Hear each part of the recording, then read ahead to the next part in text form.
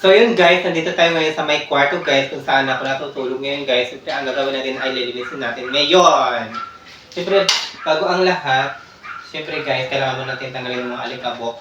Pulisan mo natin siya dito sa loob guys. Ayan.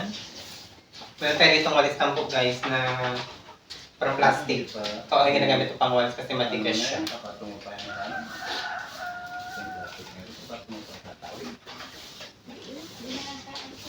Bago natin siya lalapasuin guys, siyempre kailangan tanggalin mo natin yung mga ano dito, alikabok sa may semento guys.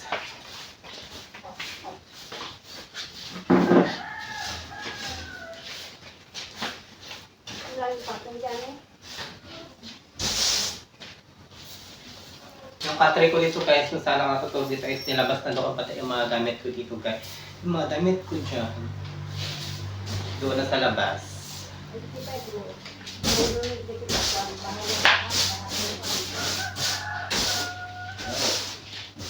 Bahay na ba lahat?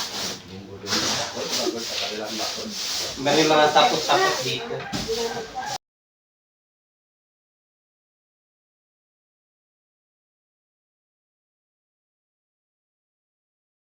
Sobrang init ito guys.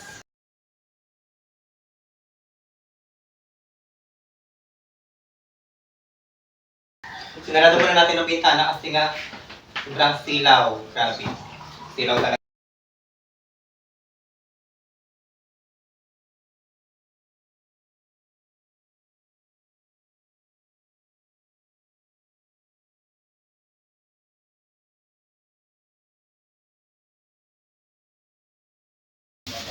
So yun guys, magtanggal-tanggal muna tayo ng mga sapot dito guys. Sa mga bubong. Ayan. Sobrang hirap guys ng ng pag-video dito sa taas. Kasi nga, nahirapan ako maghawak. So yun guys, natapos ko na po tanggalin yung sapot sa may bubong guys. Sobrang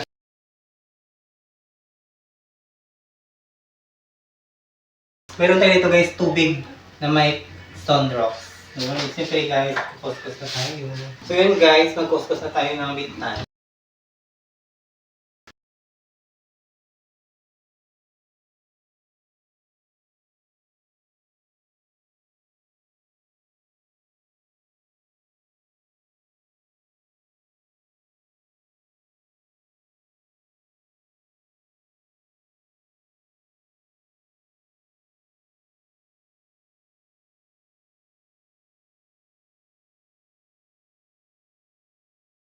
So yun guys, tapos tayo guys magpunas ng bintana. So yun ang gagawin natin, mag-brush tayo ng semento guys.